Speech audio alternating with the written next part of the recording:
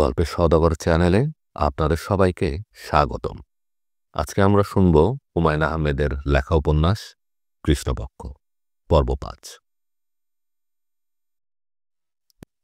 যেবার যে স্বরে কথা বলল সে সত্তার কানে অন্যরকম শোনাল, যেন সে কথা বলছে পদ্মার আড়াল থেকে। যেবা বাড়ি পৌঁছেই সারাকে গরম পানিতে গোসল করালো। অনেকক্ষণ হাসপাতালে কাটানো হয়েছে, পরিষ্কার পরিচ্ছন্ন হওয়া দরকার। কাজের মেয়েকে খাবার টেবিলে সাজাতে বলে সে স্টাডি রুমে ঢুকল।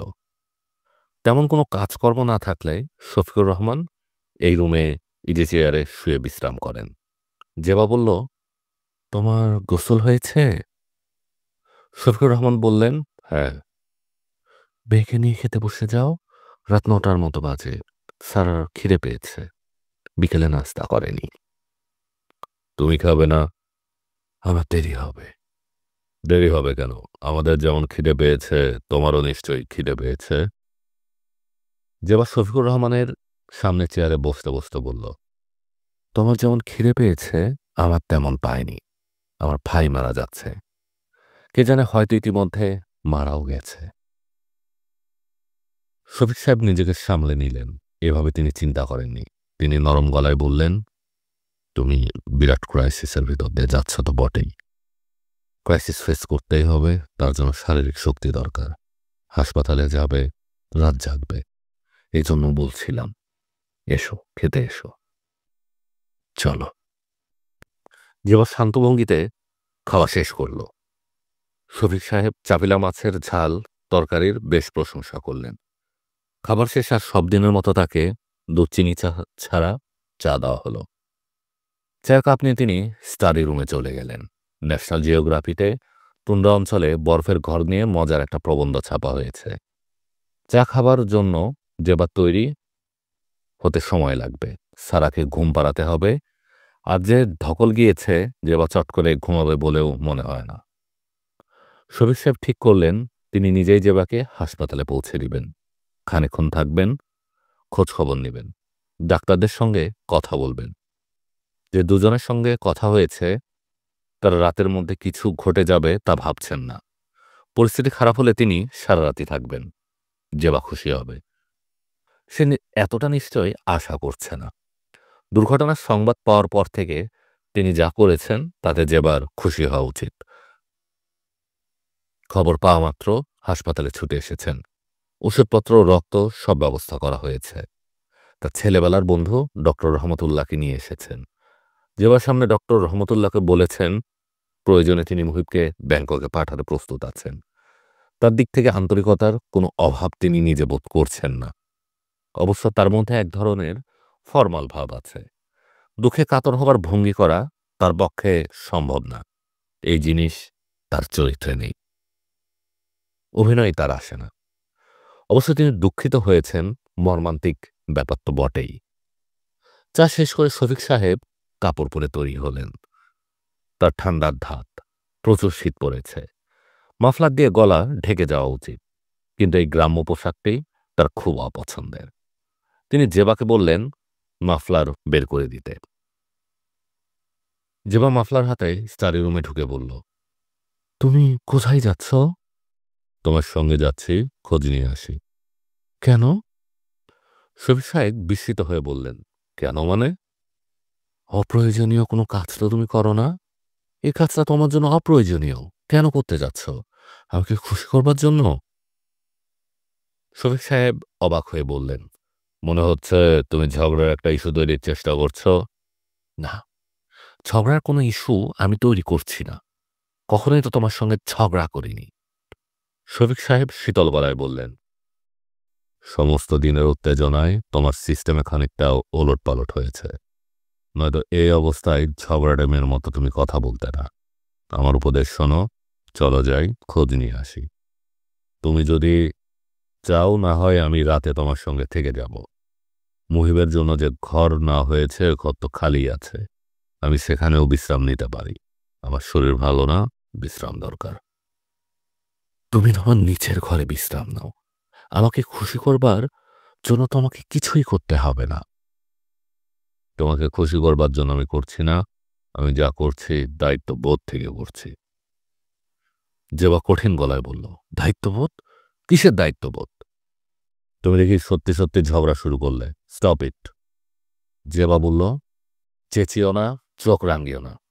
19 বছর ধরে তোমার চোখ রাঙান দেখছি, আর দেখব না। আর দেখবে না মানে?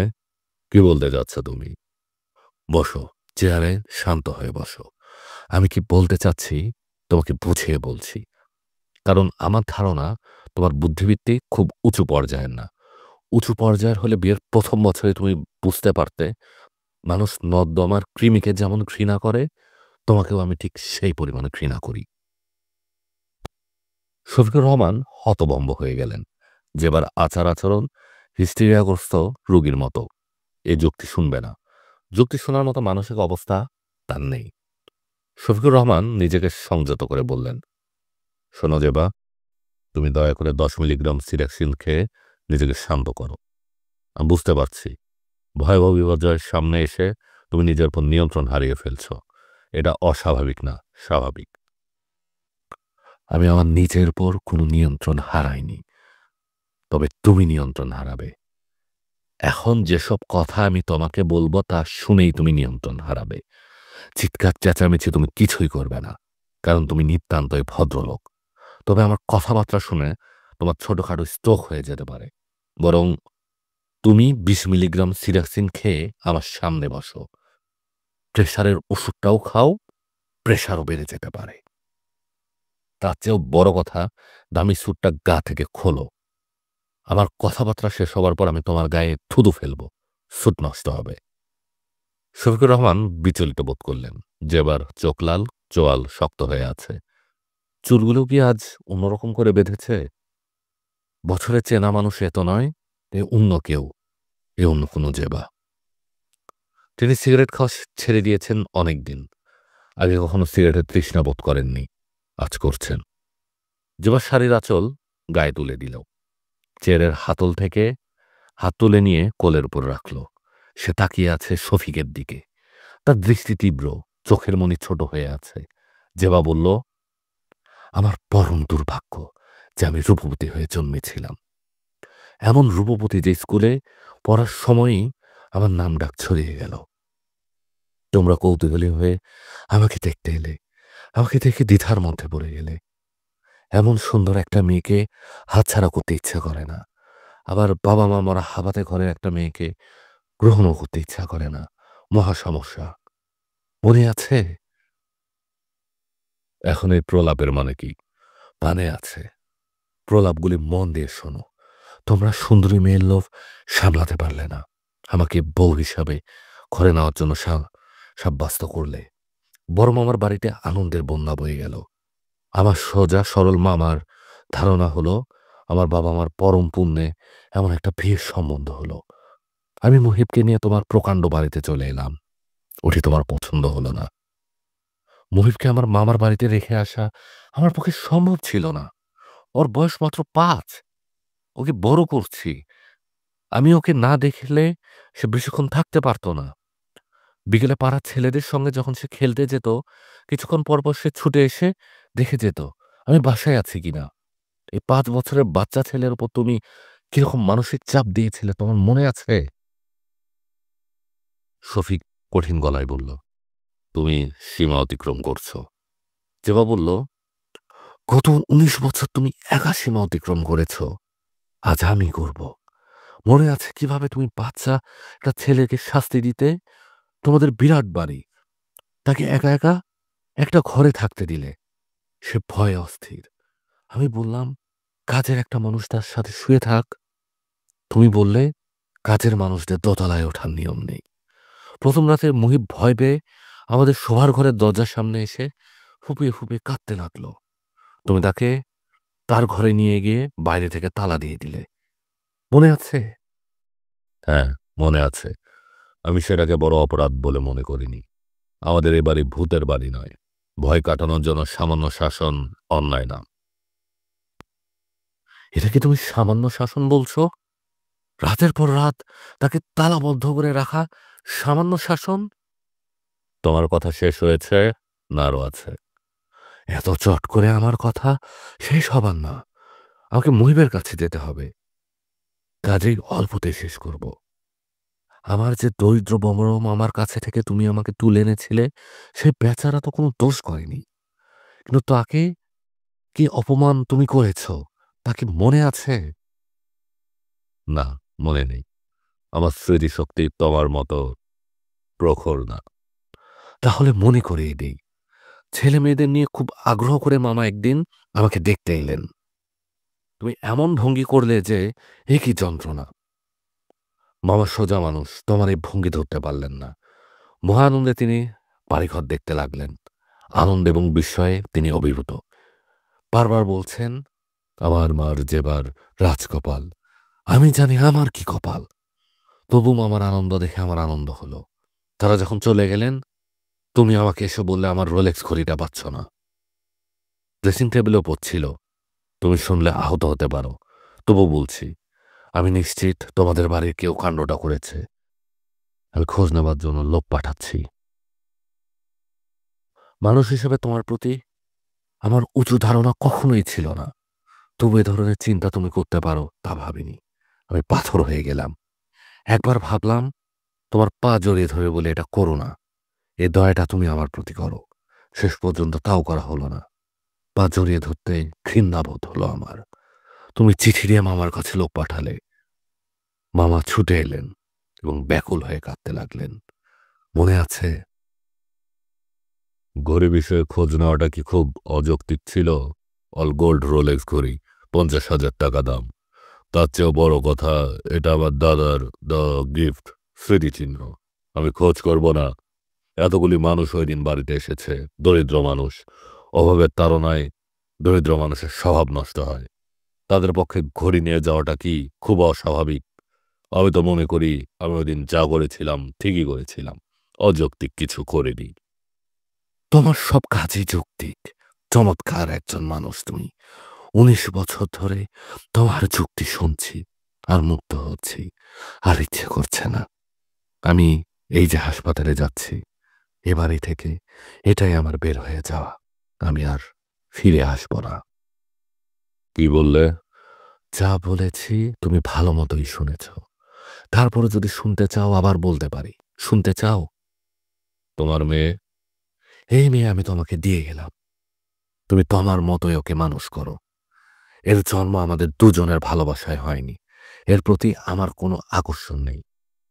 তুমি যেসব কথা বললে তার জন্য তোমার অনুতাপের কোনো সীমা থাকবে না। না থাকলে কি আর করার, অনুতাপ করব। তবে তোমার কাছে থেকে অনেক দূরে থেকে করব। তোমার এই মুখ দেখতে হচ্ছে না, এ আনন্দ অনুতাপের চেয়ে লক্ষ গুণ বেশি। এই কথাটা সত্যি।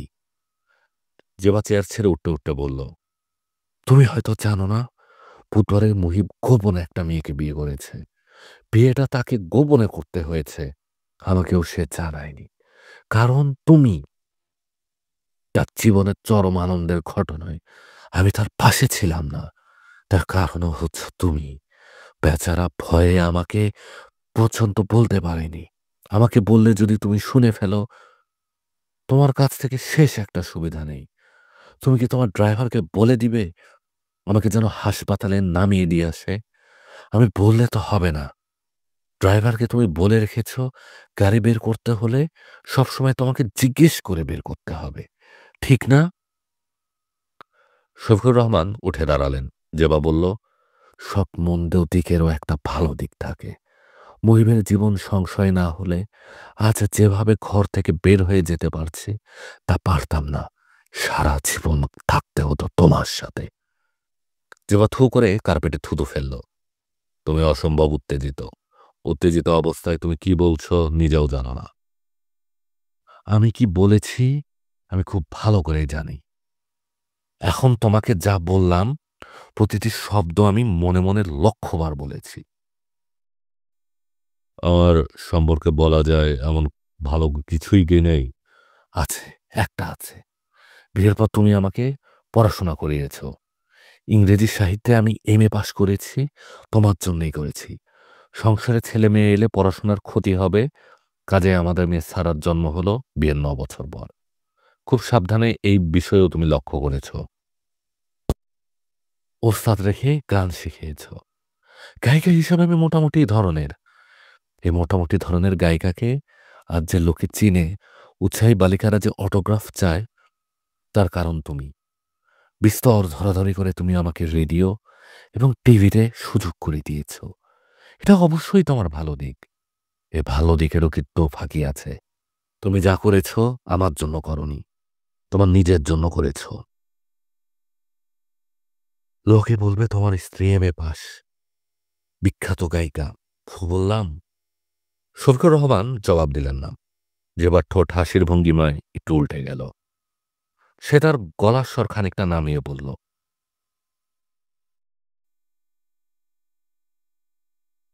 তুমি কি তোমার বিখ্যাত গায়িকা স্ত্রীর গান কখনো শুনতে চেয়েছ? বর্ষার রাতে কখনো কি তার ঘুম ভাঙিয়ে তাকে বলেছ, আজ ঝড়ো ঝড়ো মুখর দিনে এই গানটা একটু গাও তো শুনি? সবার সব বিষয়ে উৎসাহ থাকে না। ঠিকই বলেছ, সবার সব বিষয়ে উৎসাহ থাকে না। তোমার একটা বিষয়ে উৎসাহ, স্ত্রীকে নগ্ন করে তার দিকে তাকিয়ে থাকা। Stop it. চেঁচিও না, চেঁচিও কিছু হবে না। যে বাবার কার্পেটে থুতু ফেলল। পাশের ঘরে সারা কাঁদছে। সে হয়তো বাবা মার চিৎকার বা হইচই শুনেছে, কিংবা কোনো কারণে তার কাঁচা ঘুম ভেঙে গেছে। 10 বছর বয়স হলেও এই মেয়ের ঘুম ভেঙে গেলে খানিকক্ষণ কাঁদে। অন্য সময় হলে যে বা ছুটে যেত, আজ গেল না।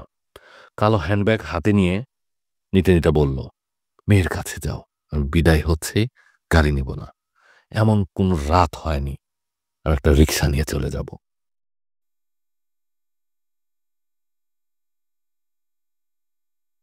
অনেকক্ষণ দরজা নক করার পর সারা দরজা খুলল। শফিক সাহেব বললেন, কাঁদছো কেন মা?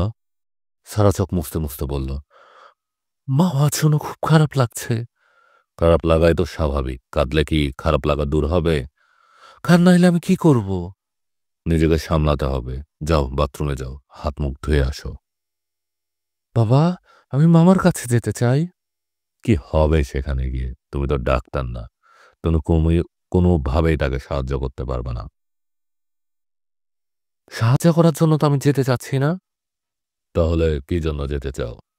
আমি মামার বন্ধুদের মতো ক্লিনিকের বারান্দায় দাঁড়িয়ে থাকবো। আমার যদি কাঁদতে ইচ্ছে করে, আমি কাঁদবো। মামার যে বন্ধুটা চিৎকার করে কাঁদছিল, আমি সেরকম চিৎকার করে কাঁদবো। সারা মা, তুমি বোকা মেয়ের মতো কথা বলছো। আমাকে সারা ডাকবে না বাবা, এ নাম আমার ভালো লাগে না।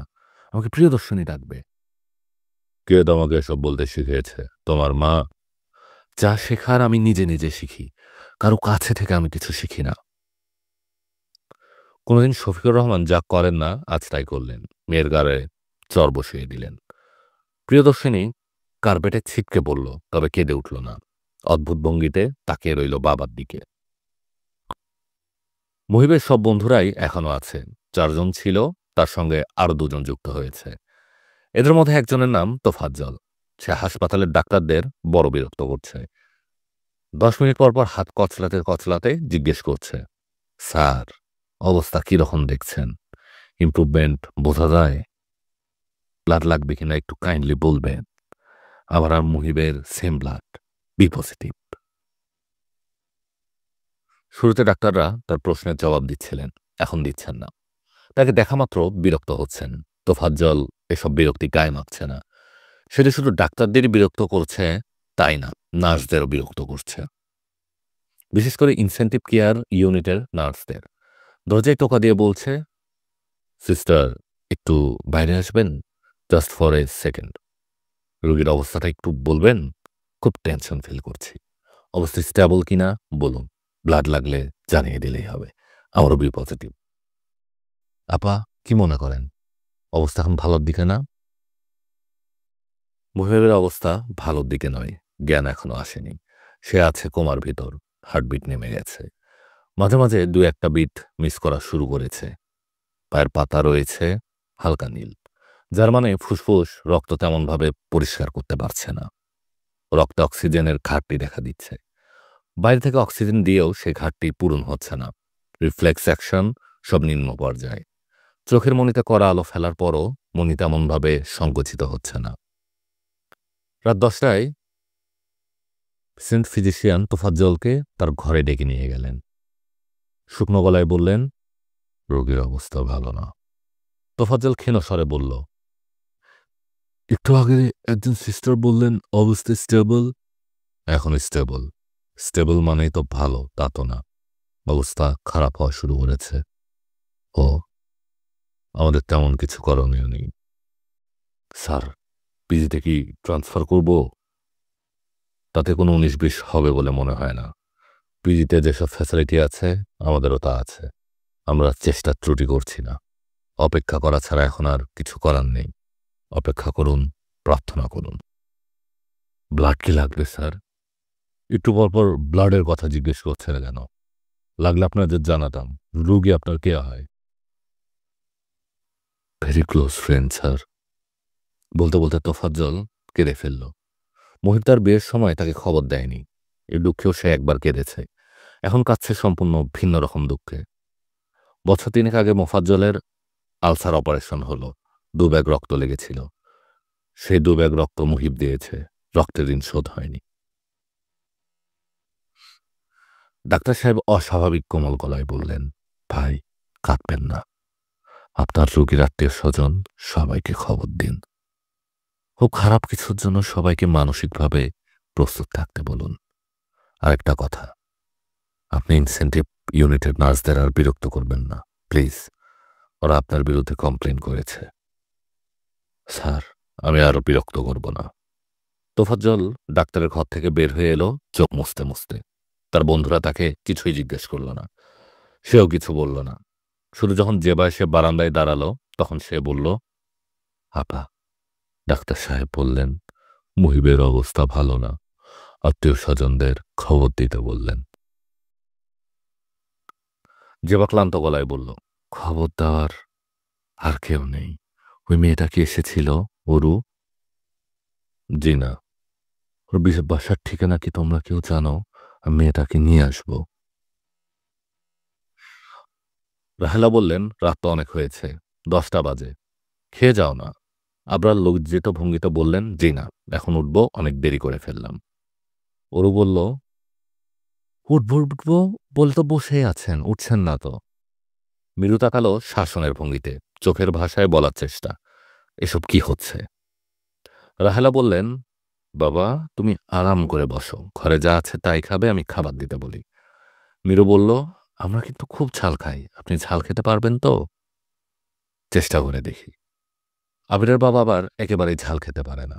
কাঁচামরিচ কিনতে গিয়ে দোকানদারকে কি বলে জানেন?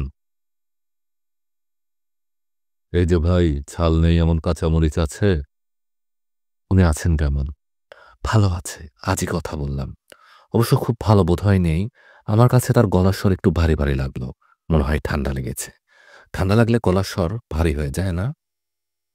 আবরার হাসি মুখে বলল, ডাক্তারি শাস্ত্রে এমন কথা পড়িনি, তবে হতে পারে। জানেন, মাঝে মাঝে আমের গলা একদম চিনতে পারি না। একদিন কি হয়েছে জানেন? সে অফিস থেকে টেলিফোন করে আমাকে বলল, মিরু, কেউ কি আমার খোঁজ করেছিল? আমি একদম গলা চিনতে পারলাম না। আমি বললাম, কে? কে কথা বলছেন? ইন্টারেস্টিং না? ইন্টারেস্টিং তো বটেই। মিরু আরেকটা গল্প শুরু করতে যাচ্ছিল। রাহেলা তাকে রান্নাঘরে ডেকে নিয়ে গেলেন। বিরক্ত স্বরে বললেন, তোর কি বুদ্ধিশুদ্ধি একেবারেই নেই? ওকে ওর সঙ্গে গল্প করতে দে, ওর সঙ্গে কথা বলতে এসেছে, তোর বকবকানি শোনার জন্য আসেনি। তখন থেকে আঠার মতো লেগে আছিস। মিরু হালতো গলায় বলল, আঠার মতো কই লেগে রইলাম? বাবুর শরীর খারাপ, বাবুকে দেখাচ্ছিলাম। দেখার তো হয়েছে, এখন চুপচাপ আমার সামনে এসে বস। মিরু গম্ভীর মুখে বসল। তার মনটা খারাপ। আবিরের বাবা প্রসঙ্গে মজার একটা গল্প মনে হয়েছিল। গল্পটা বলা গেল না। খাবার টেবিলেও বলা যাবে না। বাবাও নিশ্চয়ই একসঙ্গে খেতে বসবেন। এসব হালকা ধরনের গল্প বাবার সঙ্গে বলা যায় না। রাহেলা চাকচাক করে আলু কাটছেন। ঘরে তেমন কিছু নেই। আলু ভাজি করে দিবেন, একটা পদ বাড়বে। দুপুরের মাছ আছে, রাতে ডিমের তরকারি করা হয়েছে। মাছ, ডিমের তরকারি, আলু ভাজা। ডাল রান্না হয়নি। অনেকে আবার ডাল ছাড়া খেতে পায় না। একটু কি ডাল বসিয়ে দিবেন? 0.5 ঘন্টার মতো লাগবে। আচ্ছা লাগুক, এক রাতে একটু দেরি করে খেলে কিছু হবে না। মিরু কেমন মুখ কালো করে বসে আছে। রাহেলার মায়া লাগলো। তিনি কোমল গলায় ডাকলেন, মিরু। কি? মুখ কালো করে বসে আছিস কেন? তুই কি রাগ করেছিস আমার কথায়? না। আচ্ছা, তোর কাছে আবরার ছেলেটাকে কেমন লাগে? ভালো। কিরকম ভালো? বেশ ভালো, ভদ্র, চেহারাও সুন্দর। অবশ্য গায়ের রং শ্যামলা ধরনের। আবিরের বাবার পাশে দাঁড়ালে বেচারাকে রীতিমতো কালো লাগবে। আমেরিকায় থেকে এখন নিশ্চয়ই আরো ফর্সা হয়েছে। রাহেলা বিরক্ত মুখে বললেন, ফর্সা হবারই কথা।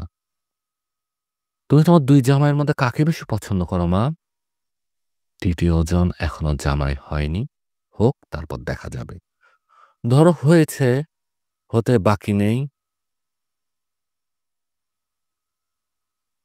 ধরো হয়েছে, হতে তো বেশি বাকিও নেই। বড় জামাইকে বেশি পছন্দ করব, বড়র মর্যাদাই আলাদা। তোমার বড় জামাই তোমাকেও খুব পছন্দ করে, প্রতি চিঠিতে তোমার কথা থাকে। লাস্ট চিঠিতে লিখলো, মা শরীরের দিকে লক্ষ্য করবে। ব্লাড প্রেশার এই বয়সে কন্ট্রোলে রাখতে হয়, তুমি খুব খেয়াল রাখবে। মা বুড়ো মানুষ, ওষুধ খাবার কথা হয়তো মনে থাকবে না। রাহেলা বিস্মিত হয়ে বললেন, তুই কি চিঠি মুখস্থ করে ফেলেছিস নাকি? বিরু লাজুক গলায় বলল, অনেকবার করে পড়ি তো, মুখস্থ হয়ে যায়। এই যে চিঠিটা তোমাকে পড়ে শোনালাম, এর মধ্যেও ইন্টারেস্টিং একটা জিনিস লক্ষ্য করেছ? না। ইন্টারেস্টিং হচ্ছে, জামাইরা শাশুড়িকে আম্মা ডাকে, ও কিন্তু তোমাকে মা ডাকে। মা ডাকটা অনেক আন্তরিক, না? রাহেলা কঠিন কিছু বলতে গিয়েও বলতে পারলেন না। তার তীব্র দাঁত ব্যথা হচ্ছে, বসে থাকতে পারছেন না। ওরু বলল, আপনি পা তুলে আরাম করে বসছেন না কেন? পায়ে ঠান্ডা লাগছে না? পায়ের পর চাদর টেনে নিন। আবরার বলল, তোমার মার বিছানায় পা তুলে বসতে সংকোচ লাগছে। এটা মার বিছানা না, এটা হচ্ছে গেস্ট বিছানা। বাবা মার ঝগড়া হলে মা এখানে ঘুমোতে আসেন। এখন কি ওনাদের ঝগড়া চলছে? হ্যাঁ, চলছে। সপ্তাহে তারা ৮ বার ঝগড়া করেন। এমন সব তুচ্ছ বিষয় নিয়ে ঝগড়া করেন যে মাঝে মাঝে তাদেরকেই ছেলে মানুষ মনে হয়। আজ কি নিয়ে ঝগড়া হয়েছে জানেন? কি নিয়ে? দাঁত ব্যথা নিয়ে। মার দাঁত ব্যথা করছিল, বাবা বললেন লবণ দিয়ে কুলকুচা করতে। মা বললেন এতে কিছু হয় না। বাবা রেগে গেলেন, তুমি কি করে দেখেছো যে হয় কি হয় না? না করেই বললে হয় না। যুক্তি এবং কাউন্টার যুক্তি চলতে লাগলো। এক পর্যায়ে বাবা, থাক, সেটা আর আপনাকে বলবো না। ওরও মিটিমিটি হাসতে লাগলো। আবরার মুগ্ধ হয়ে তাকিয়ে আছে। এ মেয়ের কথা বলার ভঙ্গি এত সুন্দর, চোখ ফিরিয়ে নেওয়া যায় না। মেয়েটা কি বলেছে সেদিকে লক্ষ্য থাকে না, কি করে কথা বলছে তাই প্রধান হয়ে দাঁড়ায়। আবরার ঠিক করে রেখেছে, সে বিয়ের পর অরুকে বলবে, তুমি প্রতি রাতে ১ ঘন্টা আমার সামনে বসবে এবং ননস্টপ কথা বলে যাবে, এক মুহূর্তের জন্য থামতে পারবে না। অরু, যে তোমরা দুবোন দুরকম সম্পূর্ণ। চেহারায় মিল ছাড়াও যে জেনেটিক কারণে বনে বনে চরিত্রগত কিছু মিল থাকে, তোমাদের তাও নেই। মিল আছে, দুজনের কাউকে তো আপনি ভালো মতো জানেন না, তাই ধরতে পারছেন না। মিলটা কি বলো তো?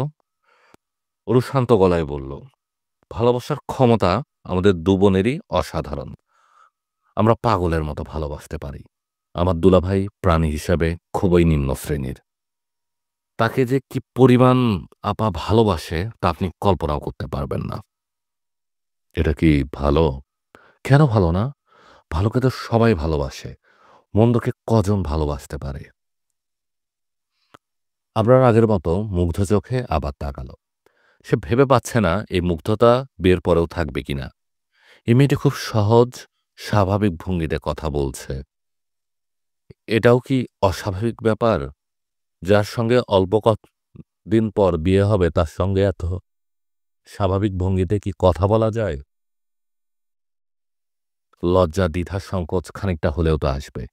এই মেয়েটির মধ্যে তা আসছে না কেন? অরু, জি, প্রায় তোমাকে একটা কথা জিজ্ঞেস করতে চাই, মনে থাকে না। এখন নিশ্চয়ই মনে পড়েছে। হ্যাঁ, তুমি খুব সহজভাবে আমার সঙ্গে কথা বলো, আমার ভালো লাগে। আমি আবার কারোর সঙ্গে খুব সহজ হতে পারি না। সহজ হতে ইচ্ছে করে, কিন্তু পারি না। আমি যখন আমার মার সঙ্গে কথা বলি তখনও খানিকটা আড়াল থাকে। এই তো এখন সহজভাবে কথা বলছেন, এখনো কি কোনো আড়াল বোধ করছেন?